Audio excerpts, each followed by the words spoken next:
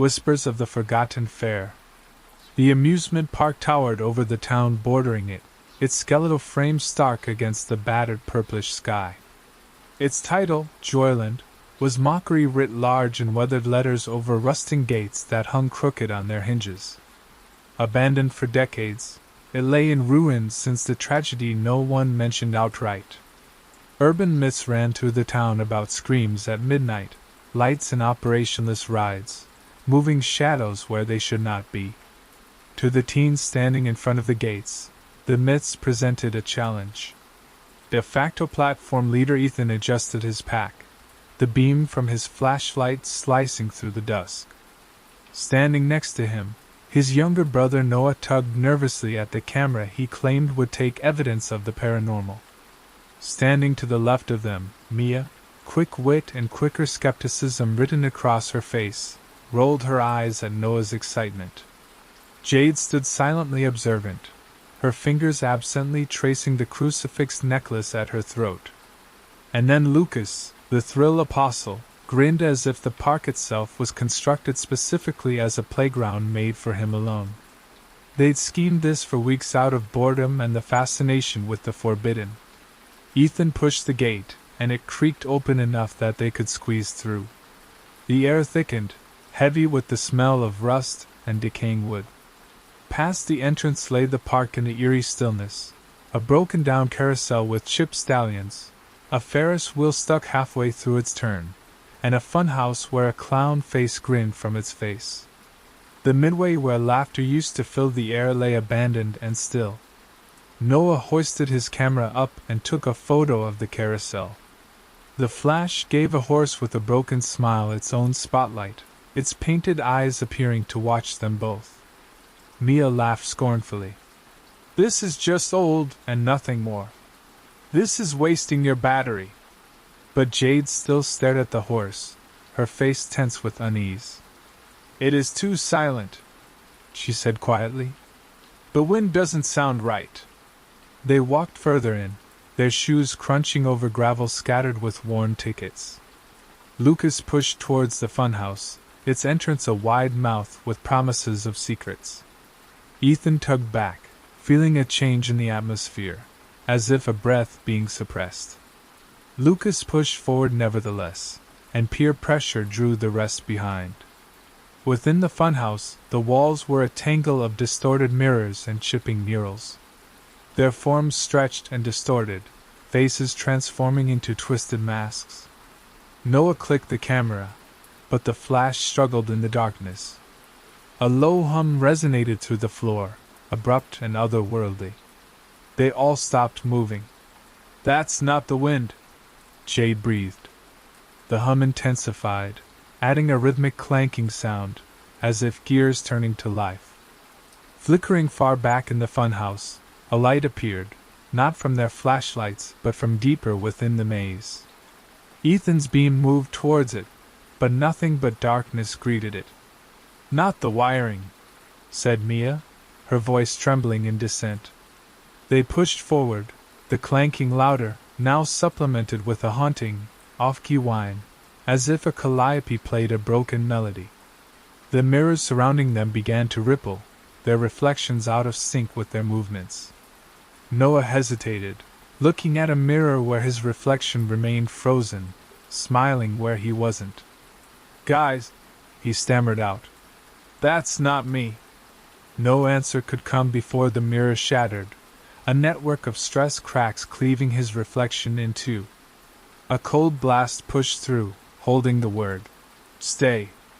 The word was barely audible, almost begging, yet it ran a chill up Ethan's spine. Jade gripped her necklace with wide eyes.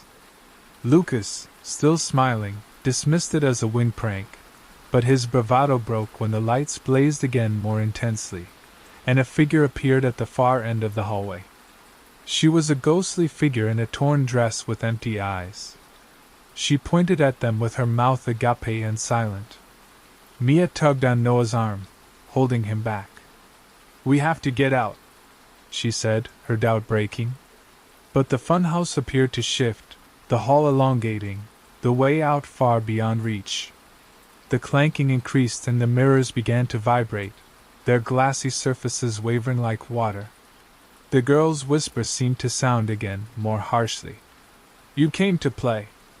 Ethan's flashlight fluttered and went out. Amid the darkness, the music swelled louder, off-key and jeering. Cold fingers touched his arm and he lurched forward, his racing heart resonating in his head. Others' voices ran over each other in terror, their flashlights stabbing wildly back and forth. Then the funhouse creaked in a blaring protest and the mirrors exploded, glass spewing out over them.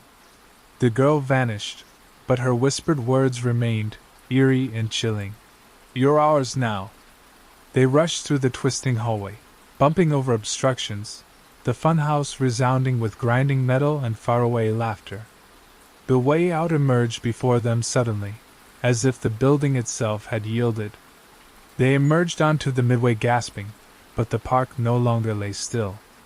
The carousel ground out slowly, its horsemen bobbing to a phantom tune. Lights flashed upon the Ferris wheel, and the face of the clown inside the funhouse grinned wider. "We're not alone." Jade's whisper barely made a sound. Noah's camera dangled uselessly from his hand, its screen dark and silent. Lucas nudged Noah and said nothing. Ethan glared back at the funhouse, where the girl appeared in the doorway again, her empty eyes staring back at them. The amusement park stirred to life, and they had intruded upon its grounds. The music from the carousel surrounded them, a twisted lullaby sounding as if it beat in sync with the park itself. Its lights glimmered weakly and cast eerie shadows from the horses' chipped forms onto the cracked ground. The teens stood still, their breath misty in the chilly atmosphere. Ethan's flashlight didn't work, and Mia's struggled feebly, its weak beam barely cutting through the darkness. The entrance to the funhouse was behind them, but the ghostly form of the girl stayed with them in their imaginations, her whisper ringing out in the darkness. "You're ours now. We have to get out of this place," Mia said, her tone strained. She looked towards the gates, and the midway seemed to stretch out before her without end, the rusted entranceway lost to view. Noah gripped his camera, its screen still black as if the park had sucked its energy dry. Jade looked over towards the carousel and the bobbing horses moved in a slow and unnatural pace. "It is moving itself," she said. "There is no electricity here. There should not be." Lucas advanced towards the carousel attempting to restore his bravado. "It's just machinery. Perhaps it's stuck in a cycle." But his words broke down when a horse head turned towards him, and its painted eyes fixed upon him. The carousel increased its rotation and the music reached a shrill pitch, notes distorting into a scream. There appeared a shadow amidst the horses, a shadow and not a reflection and yet humanoid in form, threading through the poles. Ethan clasped Lucas's arm. "Stay back from it." His voice remained firm but his hands trembled. The group retreated, but the music from the carousel tugged at them, a siren's call drawing them forward. Noah lifted his camera, hands shaking, and took a photo. The flash lit up the carousel, and instead of the expected shadows, dozens appeared, their forms wavering between the horses. Faces pushed towards the air with open mouths and silent screams. The image flashed onto Noah's screen, blurry and distorted. They looked at the carousel, but the horses' eyes looked wrong, too big, the mouths elongated in smiles. Figures stood behind the animals, ghostly and twisted images, their hands extended. Noah let the camera fall and backed up. "They're real," he breathed. Jade dropped down beside him and reached out to take the device, her fingertips tracing the screen. The image blinked and the figures momentarily turned to her. Mia's flashlight ran out, and they descended into near darkness except for the spectral glint of the carousel. Suddenly the music ceased and instead a low, grinding creak echoed through the area. The Ferris wheel across the way spun slowly round and round, its rusty wheels creaking as if pushed by ghostly hands. Its lights flashed up and down the spokes in a strobe effect. During the flashes, Ethan could see things moving, tall, gaunt figures which disappeared when he blinked. "We have to stick together." Ethan drew the group in closer. But the park seemed to have other intentions. The earth shook, and the midway pavement split open, spewing them out. Jade stumbled and her necklace snagged on the jagged edge. She tugged it loose, but the cross dropped off, reflecting the carousel lights. Before she could get back to it, a shadow fell over it, a child's outline, its head cocked at an awkward angle. "Don't do it," Jade breathed. But the shadow extended its hand, the cross disappearing within its outline. The carousel moved more rapidly, its horses blurring, faces twisted now, their teeth exposed. The music swirled back, louder, a discordant cluster of notes. Ethan tugged Jade up from the ground, and they ran, the other kids behind them. The midway twisted about, paths curving back toward the carousel. They approached a ticket booth, its windows broken and papers strewn about inside. Mia dropped behind it and dragged the other two down. "We can't outrun this," she said. "We need a plan." The booth shook, its metal frame clinking as if punched. A whisper floated out from within its walls, low and childlike. "Play with us." They looked over the counter and Noah hesitated. Enshrined within lay a figure with its back to them, swaying back and forth.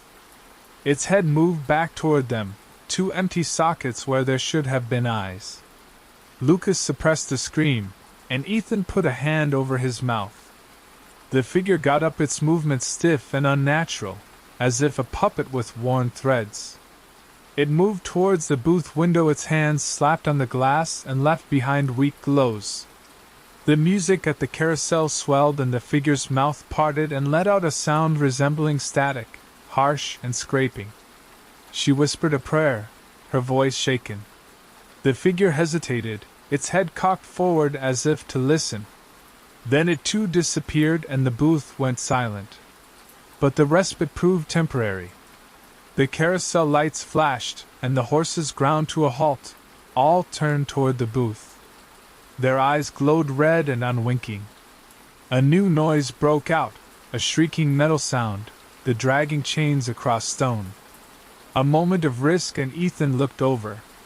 Past the carousel, the clown face of the funhouse glowed bright and grinned in muffled laughter. The Ferris wheel turned more rapidly, its lights blinking in time to the music of the carousel. The wind chilled more sharply, the whispers increasing to a chant. "Stay. Play. Forever."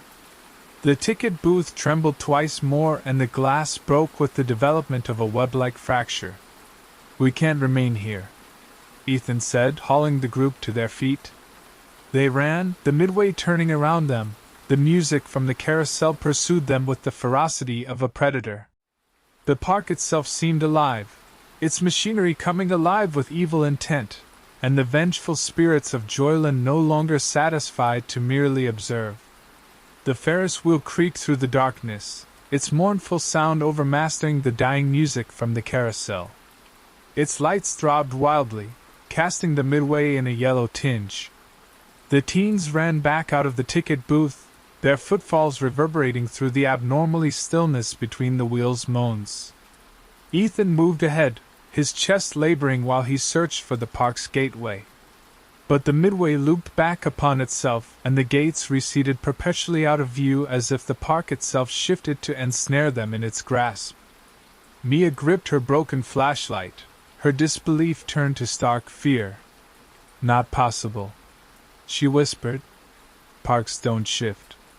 Noah gripped his camera as a charm, although its battery pack was empty. Jade's hand rested where her necklace lay broken, her face white as alabaster. Lucas, his swagger lost, looked over his shoulder again at the Ferris wheel looming behind them like a giant sentinel. The wheel jerked to a halt, its top car swerving. A flash of light appeared in one of the cars, a figure inside, a man with his head lowered, clutching the safety bar with his hands. The light flashed out and he vanished, but the car rocked as if still holding something inside. Ethan slowed down, his eyes wide. "Did you see it?" he said. The others nodded except Lucas, who shook his head wildly and said, his voice trembling, "We have to get moving." They turned towards the roller coaster, its twisted and rusted tracks in the hope to find a way towards the gates. But the lights from the Ferris wheel glowed again, and a low hum resonated beneath the ground. The cars rotated, not in a smooth circle but jerkily as if tugged by invisible hands. Shadows shifted inside them, indistinct but many, their forms rubbing against the rusted bars. She indicated a signpost in the distance, its direction sign reading to an exit. That didn't exist anymore. Fresh paint gleamed wetly from it, as if inscribed just then. "It's toying with us," she said. Before anyone could say a word, a scream cut through the atmosphere, not theirs, high and childlike, from the Ferris wheel. Everyone looked over and the wheel began moving more rapidly, its lights strobing. In the stroboscopic flashes, people appeared in the cars, a hollow-faced woman, a boy with eyes fixed and staring, and an elderly man whose mouth stretched open in a silent scream. He lifted his camera, although it was worthless, his hands shaking. "They're stuck," he breathed. "Like they're stuck in time." Mia pulled his arm back, her hand firm. "Don't look back at them," she told him. But she'd waited too late. The wheel ceased turning, and a lone car descended through the cloud cover, its door swinging wide open. A bitter wind whipped out, bringing with it a whispering voice. "Ride with us." Ethan herded the group towards the roller coaster, its metal framework providing partial cover. But as they ran, the ground trembled and the tracks clanked as if the ride itself was about to begin. A rusty cart, devoid of passengers, moved slowly up the tracks above, coming to a halt on the platform before them. Its seats were stained brown, spreading blotches reminiscent of blood. Lucas tripped over a loose rail, his foot stopping in midair before he regained his balance. "This place wants us," he said quietly. They cowered behind a concession stand, its counter covered in moldy popcorn and shards of broken glass. The hum of the Ferris wheel increased, and its lights flashed in a rhythmic beat that seemed alive and pulsating, a heartbeat. Jade looked out, her breathing arrested. The people in the cars became more distinct now, their faces distorted in pain, fingers scrabbling at the air. One, a girl in a worn dress, pointed directly at them, eyes glowing with a soft green light. "We can't hide forever," Ethan exclaimed, his brain reeling. He recalled the rumors, a blaze, a collapse, dozens lost during a single night. Were these the spirits of that tragedy haunting the park? The concession stand trembled and a glass bottle fell off the counter and shattered at their feet. A whisper emanated from inside the service window, low and forceful. "Join us." Mia, frantic, pointed to the maintenance shed in the distance, hoping to find tools or a map. They ran, the Ferris wheel's eye upon them, its lights elongating their shadows and distorting their forms. The shed door hung open, black inside. They discovered rusty tools, park blueprints, and a logbook, its yellowed pages caked with dust. Noah pushed it open, and the entries revealed complaints of malfunctions and unexplained occurrences. The last entry, decades in the past, said, "The park won't let them go." A metallic shriek cut through them. The cart of the roller coaster lurched again, its wheels smoking on the tracks. The Ferris wheel spun manically now, its cars swaying brutally. Shadows poured from it, spreading across the midway beneath them like smoke. One drifted towards the shed, its figure unclearly human, its hands raised outstretched. Jade shrieked, and Ethan pounded the door shut, but it shook, the hinges bending back towards the frame. The whispers mounted to a chorus, voices entwining in pleading and commanding tones. "Ride. Stay. Forever. The walls of the shed creaked, and the blueprints across the worktable curled up as if singed with a hidden fire. Ethan clutched the logbook in hopes it contained secrets. But the pages began to rip and the words blurred to unreadable streaks. They ran from the shed, the lights of the Ferris wheel blinding them. The Midway hummed to life now, each ride thrumming, lights dancing in rhythms that seemed intentional. The ghosts swirled all about them, their bodies shifting in and out of existence, their voices a discordant wall.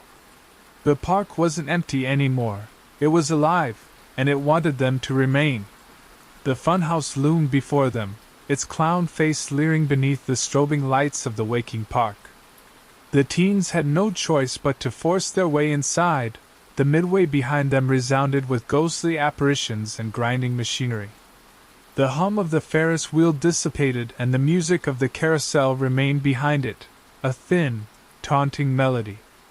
Ethan grasped the log notebook from the maintenance shed, its pages dry and yellowed, hoping it might contain a clue to freedom. The others trailed behind him, their faces white, their breathing shallow in the chilling, unnatural atmosphere. Inside the funhouse, it was a maze of twisted corridors and broken mirrors. There was a heavy atmosphere, with the scent of mildew and metal, like blood. Mia's flashlight did not work, and Noah's camera dangled pointlessly around his neck. Jade remained near Ethan, shaken from losing her necklace, her eyes fixed warily upon the darkness. Lucas still clutched the rusty pipe he discovered in the shed and wielded it as if it were a club. The hallway stretched out before them, walls adorned with peeling murals depicting clowns and acrobats with twisted faces and leering grins. The floor beneath their feet creaked, and the clanking sound they'd heard the first time they'd visited reappeared, louder this time, as if the funhouse itself stirred to life. Ethan flipped open the logbook, the last inscription still readable. The park won't let them go. Alongside it, a hastily written message stated, "The heart is in the funhouse." He flashed it to the other two before speaking low and calmly. This could be a clue. Something pivotal, or a command center. Mia nodded despite the fear in her eyes. "If we can locate it, then we can close this down." Jade shook her head, however. "It's not mechanical." She gestured towards the ghosts. "They're holding us here." And as if for emphasis, the mirror to their left rippled and rippled again, its face revealing a throng of ghostly apparitions with hollow eyes and silent moving lips. Noah fell back against the wall, his camera slipping from his grasp.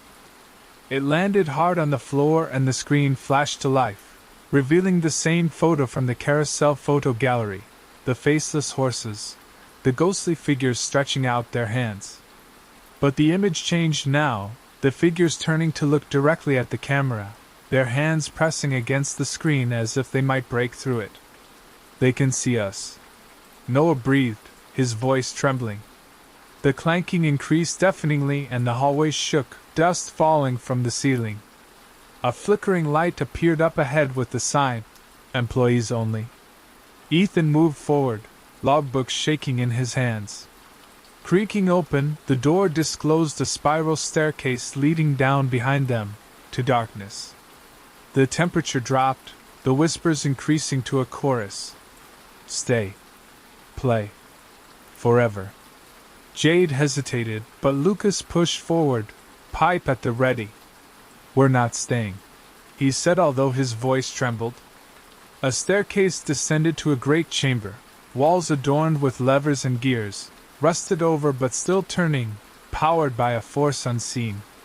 Centered in the chamber was a device, its face covered with dials and switches, a soft red pulse emanating from it. The word in the logbook resonated in Ethan's head. "The heart is in the funhouse." This must be it, the centerpiece of the park, alive with whatever energy tied the spirits to this location. But the chamber wasn't empty. Shadows crept down the walls, their bodies shifting from human to beast-like form. A figure stepped forth from the shadows, a boy no older than 10 years, his attire ripped, the eyes glowing with a soft light. He gestured toward the device, his whispery voice. You can't stop it. The gears screamed and the device's light grew brighter, the room vibrating furiously. Mia stepped forward toward the machine, her hands resting over the switches. We have to attempt this, she said. But when she reached out to touch a switch, the room exploded in light and the mirrors along the walls shattered, more figures emerging from the broken glass. They covered the walls, men and women and children with their faces distorted in pain and their hands outstretched. One drifted before Jade, a woman in a torn dress, her lips shaping the word, "Stay." Jade screamed and ran back into a mirror that shattered behind her, and cut her arm. Blood fell onto the floor and the machine glowed in rhythm with it, as if it fed from it. Ethan pulled her back, finally catching her, and the figures moved forward, their whispers turning to screams. Lucas swung his pipe and it went through them, the pipe scraping harmlessly off the wall. Noah desperate grabbed the logbook from Ethan and flipped through its pages. A loose page slipped out onto the floor, its pages filled with frantic handwriting. The heart binds them. Break it and they're free. He shouted the words out loud and Ethan reached out and grabbed the machine, pulled at a lever. The gears screamed and the floor shook and the figures screamed in a mad echo together. The boy ghost reappeared, his face twisted. You'll join us, he said, and his voice was no longer a whisper but a roar. The device flashed and sent a chill wave over the room, sending the group to their knees. The figures disappeared, but the device glowed persistently, its rhythm increasing. The funhouse creaked and the walls cracked, the stairs behind them collapsing and pinning them beneath the rubble. The voices began again, softer but more urgent. You're part of us now. Ethan lifted Jade up, her arms soaked in blood. The hum of the machine increased and the spinning gear whirred madly, as if the park itself struggled to throw them off.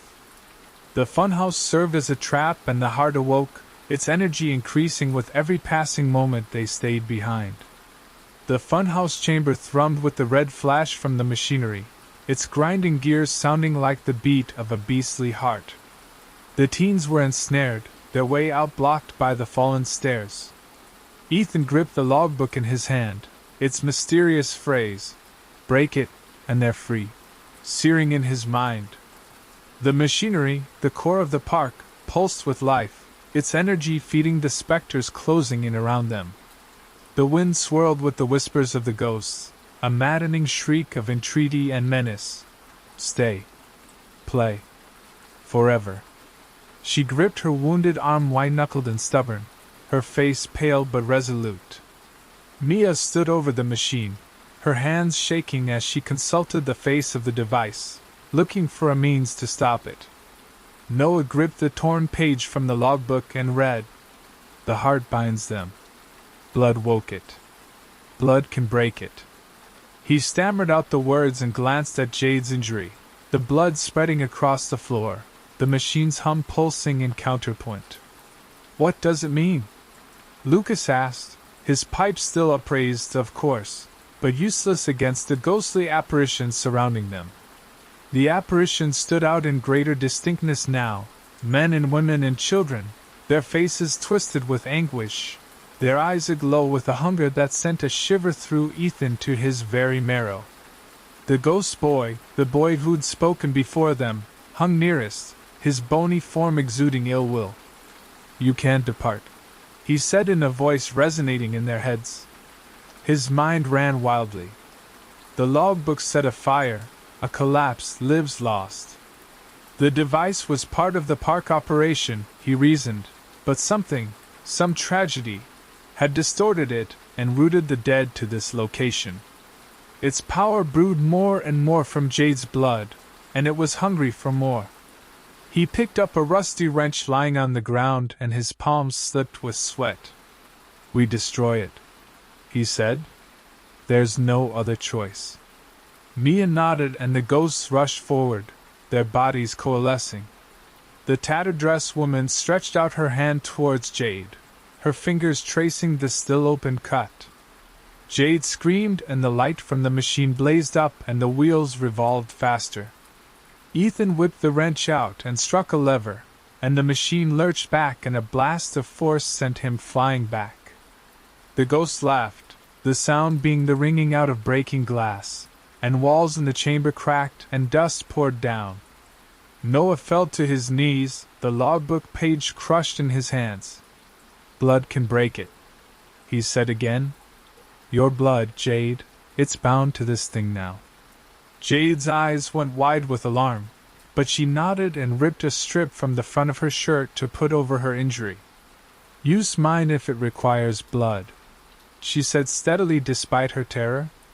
Mia, frantic, tugged at the panel of the machine, revealing a mass of wires and a glass vial with a dark, heavy-looking fluid inside. It glowed the same eerie red as the rest of the device, and the ghosts backed off, their forms fading in and out. "This is the heart," said Mia. She took a grab at the vial, but the boy ghost charged forward and his hands ran through her, chilling her and making her wheeze. The machine revved and the chamber shook and the ceiling creaked as if about to fall in. Ethan jumped up, assisting Mia. "Smash it," he told her. Jade moved forward, her bloody cloth clutched in her hand. She pushed the cloth over the vial and the device shrieked out, the sound shattering the air. The ghosts shrieked, their bodies dissolving to nothingness except the boy's ghost, who glowed with eyes blazing. "You'll remain," he bellowed, and the vial shattered and the fluid splattered across the floor. The chamber burst forth in light, and the gears on the machine jammed, sparks spewing forth. The ghosts disappeared, their cries fading out into nothingness. The lightning faded and the machine fell silent, its energy shattered. But the funhouse lurched and rocked, its walls collapsing. "Run!" Ethan yelled out, tugging Jade towards the fallen stairs. There was a new route opening up before them, a thin hallway ascending up, its walls covered in broken mirrors. They ran, the funhouse crashing down behind them, the ground shaking. The hallway seemed to open up onto the midway, still and unnaturally silent. The carousel and Ferris wheel darkened. The gates loomed ahead, their rusty archway glinting in the moonlight. But when they emerged outside the gates at the other end, the boy's ghost appeared again, his face pale but his voice distinct. "You broke the heart, but you're still ours." The gates creaked open and they staggered out into the darkness, the park behind them still. Ethan glanced over his back, the logbook still clutched in his hand, its pages empty now. Jade's cut had ceased to bleed, but her face was gripped with dread. Noah's camera lay lost in the rubble. Lucas let fall the pipe in his trembling hands. Mia remained silent, finally wordless. They said nothing as they moved off, the lights of the town in the distance but tangible. The park stayed quiet, but Ethan sensed its eyes upon them, its lingering presence observing them depart. The ghosts were loose, but the hunger in the park still lingered, its whisper carried in the wind. "Come back." They would never do so, but the recollection of the wrath of Joyland would torment them forevermore, a scar greater than any injury. The old phone. Elliot walked through the wet forest, his boots sinking deep in the moss-covered ground. Pine and rotting leaves mixed in the heavy air, and the late autumn cold stuck to his coat. He'd driven to the edge of the town of Blackwood, nestled within a valley where trees appeared to murmur their secrets. Abandoned since the death of his grandmother a decade before, her cabin waited at the far end of a twisted path. Elliot inherited the place but hadn't returned since childhood. Now at 20 years of age, he'd come to empty it out, sell it, and get out. The cabin rose before him, its weathered wood graying and the windows smudged with dusty grime. Dust covered all inside, a blanket over the furniture, the shelves, the yellowed photographs on the walls. Elliot's own breath stopped when he crossed the doorstep, a feeling of unease catching in his chest. The stillness was heavy and broken only when the floor creaked beneath his feet. He sorted through the debris, discarding chipped dishes and tattered blankets into the waste bags. Time slipped through his hands as the declining daylight stretched shadows out across the floor. He discovered a wooden chest hidden behind a stack of quilts in the attic. The brass lock was rusted but easily gave when he tugged sharply at it. Inside the chest, amidst yellowed notes and tarnished jewelry, rested an old rotary phone. Its plastic was scratched black, the cord worn through, and the receiver heavy in his palm. Elliot furrowed his brow. Why would you stash a phone in a chest? There wasn't a telephone line up in the attic, and he didn't think they got service at the cabin. Curiosity got the better of him, and he took it downstairs and put it upon the kitchen counter. He picked up the receiver, fully expecting nothing. Instead, a small hum vibrated in his ear, the sound akin to static from a far-off radio station. He dialed a random number, and the rotary wheel spun with a soft tick as it moved. Nothing happened. He dialed again and pushed the receiver closer to his ear. This time a low, scraping whisper greeted him. Elliot! His own name spoken with eerie clarity. He startled, his heart pounding. The voice went on. You discovered it. And the line went silent. Elliot let the receiver drop back onto the hook, looking at the telephone in disbelief. Impossible. The cabin didn't have electricity, wasn't connected to the world outside. He checked the cord, it wasn't plugged in anywhere. And still the hum when he picked up the receiver again. His hands shook as he replaced it onto the hook, telling himself it was a joke, a delusion brought about by fatigue. But the voice called out his name. He walked the kitchen floor, the creaking floorboards beneath his feet. Beyond the cabin walls, the wind wailed and shook the windows. He tried to focus on packing, but the phone seemed to watch him, its presence a weight in the room. As night fell, he lit a lantern, casting flickering shadows on the walls. The air grew colder, and he swore he heard whispers, not from the phone, but from the corners of the cabin.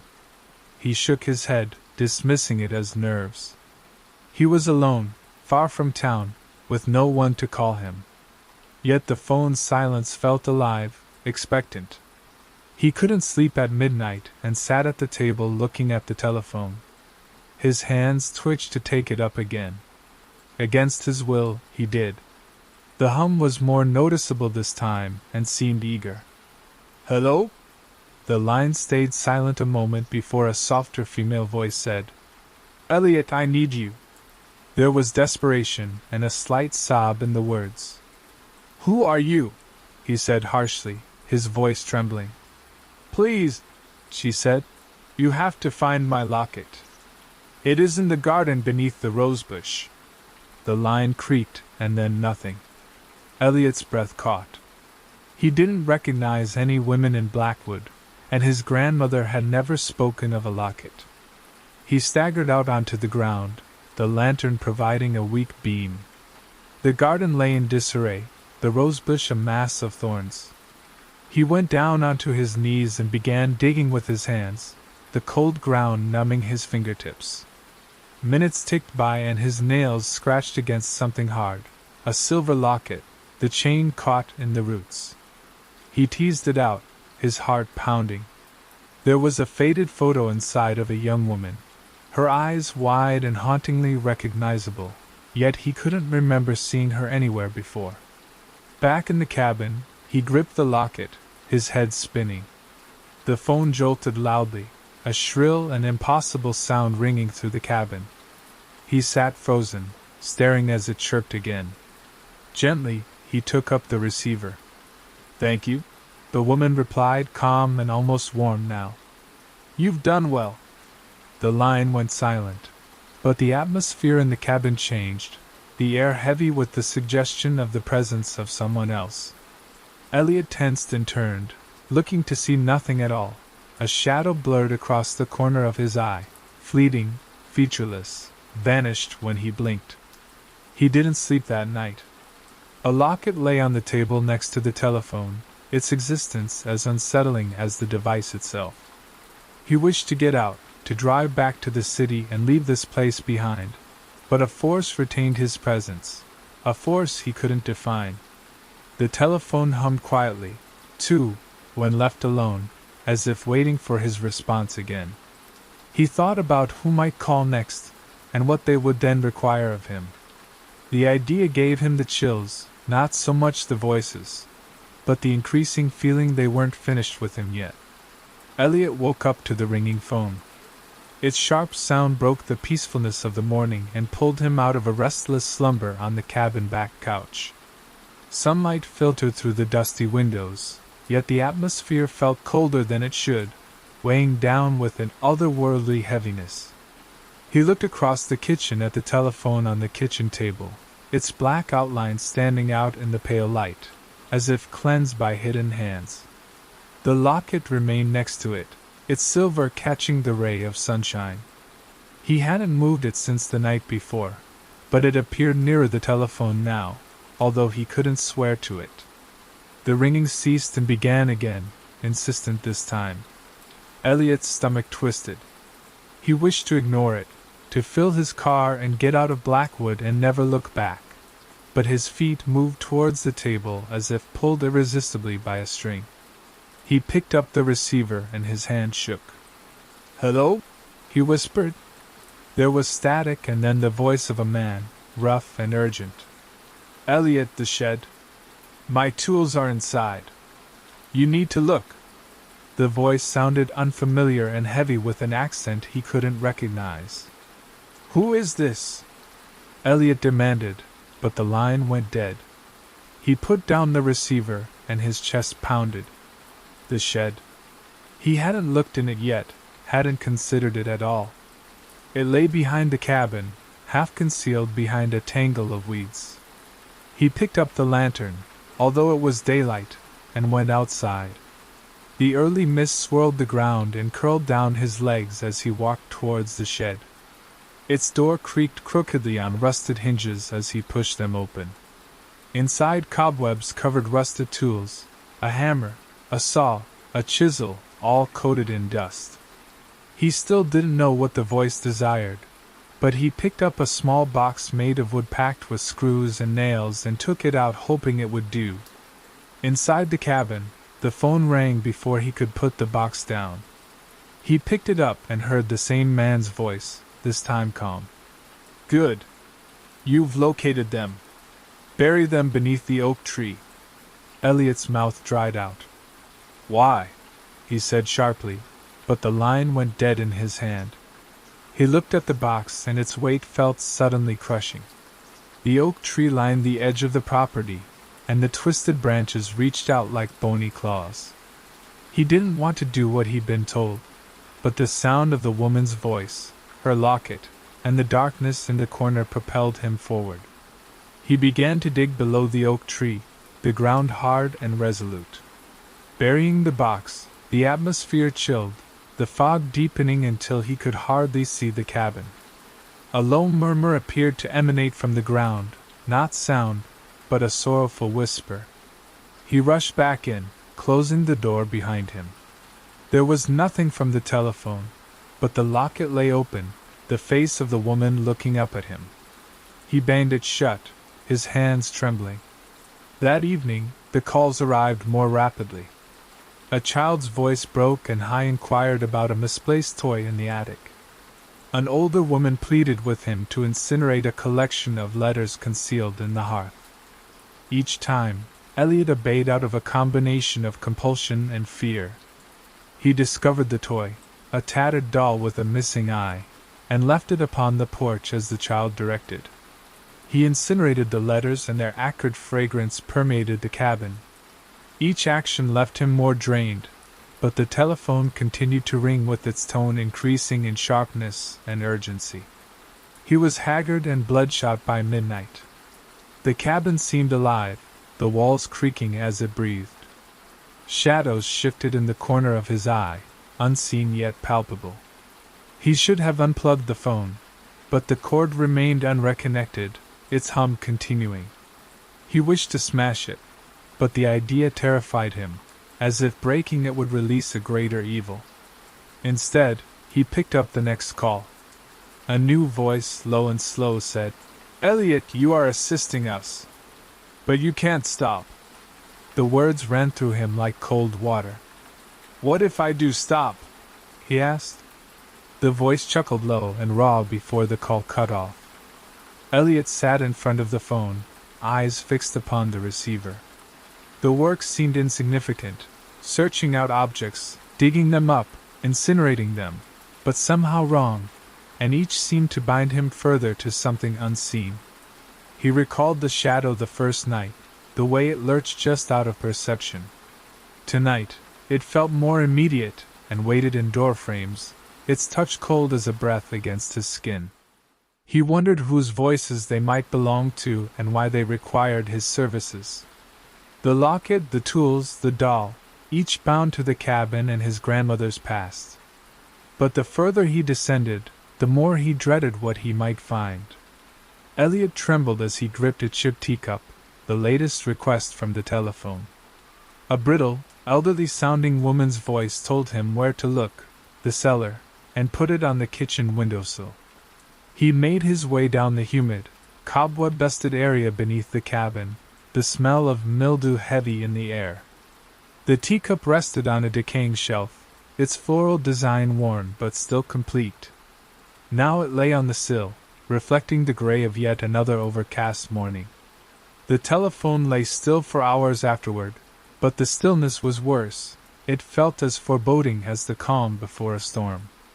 He hadn't slept in days properly. The walls of the cabin closed in on him, the atmosphere dense with a presence he couldn't define. Each task he performed for the voices depleted him, but to deny them seemed impossible. The hum of the telephone was a permanent background sound now, low and vibrating through the air when the telephone wasn't ringing. He had driven to the limits of Blackwood once, attempting to escape, but the car broke down and the telephone erupted in his pocket, impossibly, since he'd left it behind. He heard a whispered phrase, "You can't leave us!" He turned back. He settled then at the table, looking at the phone and the mounting pile of items next to it, the locket, the doll, the rusty key from the other call. Every job seemed a thread, weaving him into a larger, darker thing. He'd discovered a notebook in his grandmother's bedroom, its pages dry and covered in cryptic writings. They speak through it. They want to be remembered. There wasn't any mention of a phone, but the sentences sent a chill through him. Had she heard them as well? The telephone shrilled loudly and suddenly. Elliot jumped and picked up the receiver. A young man's voice, strained and enraged, shouted, "Elliot, the mirror in the hallway! Smash it!" Elliot's stomach contracted. "Why should I do that?" he demanded, but the voice again only said, without elaborating, "Break it!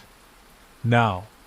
He hesitated and moved out to the hallway, where a broken, floor-to-ceiling mirror hung crookedly in place. His reflection glared back at him hollow-eyed and pale-faced. He lifted a chair in his trembling hands and smashed it against the glass. Glass shards lay upon the floor, sparkling and sharp as teeth. The telephone still clutched in his hand. It crackled and went silent.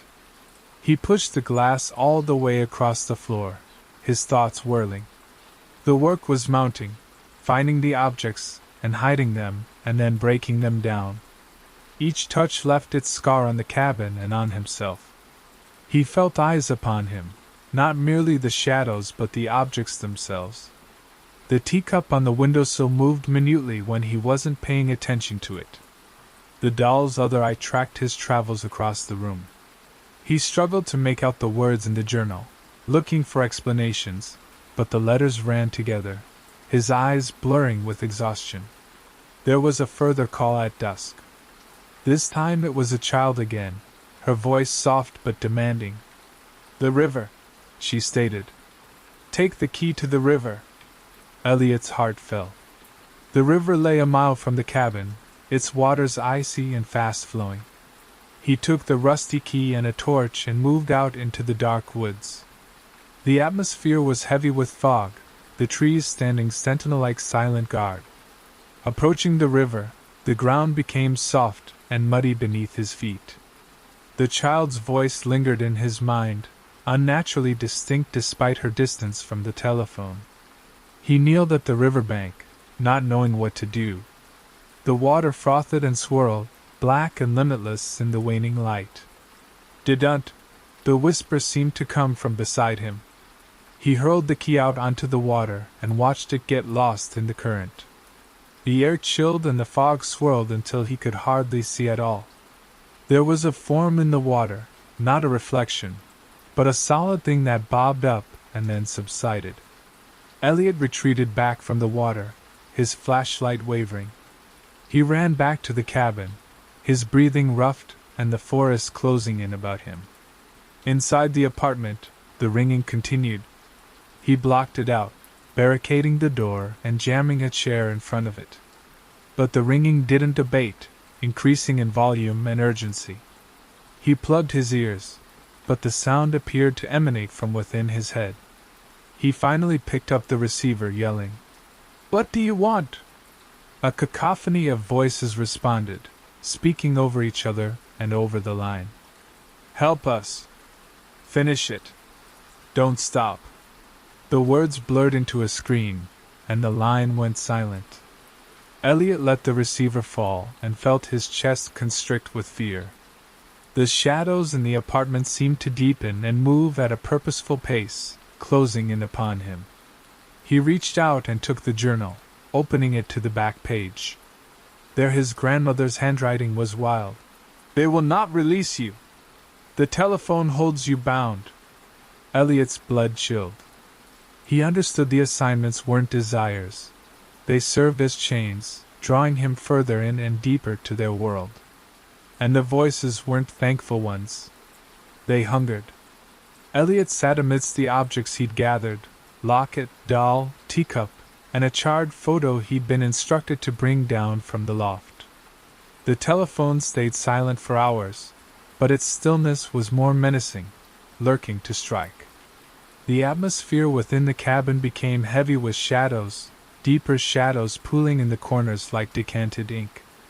He'd not eaten in days and couldn't recall the last moment he'd felt the pang of hunger. There remained only the pressure of the voices writing his mind. He'd read his grandmother's journal word for word. She'd written about the phone, but never said the words out loud. "It finds you. It knows what you fear." There were names of people from Blackwood, people who'd died years ago, whose requests she'd completed. A watch in the backyard. A scarf draped over a headstone. Every task seemed nothing, but the later pages in the journal were desperate, telling her they'd exacted a toll. "They take more than you give." He didn't know if she'd gotten out, or if the phone gotten her too. The telephone sliced through the darkness at midnight with the sound of a knife cutting through the stillness. Elliot's hands trembled as he picked up the receiver. A voice, not the one from the locket, cut through the air with glacial clarity. "The attic. Burn my book." Elliot's throat constricted. He didn't want to venture back up to the attic, where the atmosphere felt tainted, heavy with unseen gazes. But the voice demanded again, using the word again before the line went silent. He seized the lantern and trudged up the creaking stairs, each tread more leaden than the last. In the attic, he discovered a leather book, its pages yellowed and worn. The title was unreadable, the words in a language he couldn't understand. He took it to the fire, hands shaking as he struck the match. The pages blackened beneath the flames, and the smoke irritated his eyes with a barely perceptible whispering of voices. He swayed backward, choking, as the shadows around the room twisted and sharpened, more defined. One coalesced into a woman, her form wavering in the fitful firelight before fading away. Elliot's heart raced. The work no longer felt easy. Each job left a residue, a chill mark in the cabin, a lingering shadow. They watched from the corners as well as from the objects. The eye in the doll appeared to sparkle with ill intent. The locket buzzed when he touched it. He desired to stop, to break the phone and flee, but the phrase in the book repeated itself in his brain. They take more than you give. What would they take if he didn't? There was a further call in the early hours. A low, pleading voice said, "The barn. My coat." On the door. Elliot walked out to the barn, a dilapidated barn he'd steered clear of. There the air felt stagnant and the floor strewn with shattered tools. He discovered the coat, threadbare and covered in dark staining, and placed it upon the barn door as told. And in doing so the wind ceased, the world holding its breath. A form stood off in the distance, just past the trees, too motionless to be alive. On blinking, however, it vanished. Inside the cabin, the telephone soon rang again before he could sit down. There was a new voice, commanding and sharp, telling him to dig up a box in the garden and drop it in the river. Elliot's body hurt and his mind reeled, but he complied through fear of what they might do if he did otherwise. The box was small and made of wood, locked and carved upon its face with odd symbols. He dropped it in the river and observed it being engulfed in the water. The river momentarily foamed as if whatever lay beneath the waters moved about. The work was relentless now and more rapid, each more intrusive. The voices no longer said please, they commanded, their edges sharpened with annoyance. The cabin seemed smaller still, the walls closing in, the air heavy with their weight. Elliot caught glimpses of them in every darkness. A hand stretching from a doorway, a face in the windowpane, vanished when he turned to face it. He attempted to get out again, but the car refused to turn over and the telephone in his pocket began to ring, its cord still loose. Back to the journal, hoping to find answers. One line towards the end made his blood freeze. They want to come back. The phone is their door. Elliot's blood chilled further. The requests weren't just desires. They were rituals, drawing the voices in closer and providing them with form. He glanced at the phone, its hum more pronounced now, bordering on a growl. He understood he wasn't merely granting their desires. He was letting them in. Elliot stood in the middle of the cabin, the telephone gripped in his hands. The atmosphere felt claustrophobic, heavy with the smell of ash and the fouler scent of decaying things. The things he'd gathered, the locket, the doll, the teacup, the photo, were placed across the table in a neat circle about the telephone, although he didn't remember doing so himself. The shadows within the room seemed alive now, and no longer just dancing about the walls but coalescing into forms lingering just beyond the corner of his eye. He hadn't slept in what felt like days, and his body shook with the effects of exhaustion and fear. The phone hadn't rung in hours, yet its hum was deafening, a relentless buzz that thrummed through his bones. He'd threatened to smash it, taken up a hammer to bring it down, but his arm locked up, frozen as if unseen hands gripped his wrist holding him back. The journal lay open before him on the floor, its final page seared in his brain. The phone is their door. Don't let them through. His grandmother had understood, fought them back, but they'd gotten her anyway, and Elliot stood alone. A new ring at midnight cut through the stillness. He picked up the receiver, his voice rough from sleep. "What do you want?" A chorus of voices responded, no longer recognizable but a cacophony, layering over each other in a lone, awful imperative. "Open the door, Elliot. Let us in." He let the receiver fall back onto its cradle, its voices still ringing through. The cabin creaked and lurched as if it too felt pressure beneath its bones. Shadows coalesced, forming bodies, men and women and children, their white faces stretched and elongated, their eyes empty but starving. Elliot lurched backward, his foot catching on the journal. The forms didn't stir, but they drew closer and their outlines sharpened. The locket in the center of the table popped open, the photo within shriveling as if incinerated. The head of the doll shifted, its eye locked onto him. The teacup clattered and the dark liquid within spilled out, its scent metallic. He knew the activities weren't random. They were part of a ritual, and each broke down the protective barrier between them and himself. And he'd done them all. He reached out and grabbed the phone, desperate to hang up. "I won't do it!" he yelled, and the voices laughed at him, the sound scraping at his brain. "You already have," they mocked. The room chilled, the shadows closing in. He glimpsed his grandmother in their ranks, her face hollowed out, her eyes pleading. "Run," she said, and her voice was lost beneath the others. The phone appeared in his hands again, ringing although it was plugged in, and he couldn't bring himself to hang up. "Finish it," the chorus demanded. "Open the door." Elliot's eyes blinked shut, his body moving of its own will. He strode towards the front door, his hand outstretched to grasp the knob. He resisted it, crying out in his head, but his fingers twisted the lock. The door creaked open and revealed nothing but a chasm, black and boundless, with eyes beyond count staring back at him. The travelers in the cabin pushed forward, their hands cold as they stroked over his skin to bring him towards the chasm. He staggered back, slamming the door but realizing the cabin was no longer secure. The figures were within, their bodies solid now, their voices a bellowing thunder. The telephone rang again and he slammed it against the wall, seeing it break apart. But the pieces reformed and the hum sounded more intensely than before. The figures advanced closer, their hands wrapping their arms and face, their touch searing with coldness. "You're ours," they said, and the void reappeared, but this time not at the door but within the room, taking the light with it.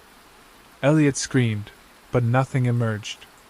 The items back at the table glowed with a nauseating light. The photo in the locket displayed his own face instead, white and hollow-eyed. The doll began to laugh, the sound a child's laughter in the emptiness.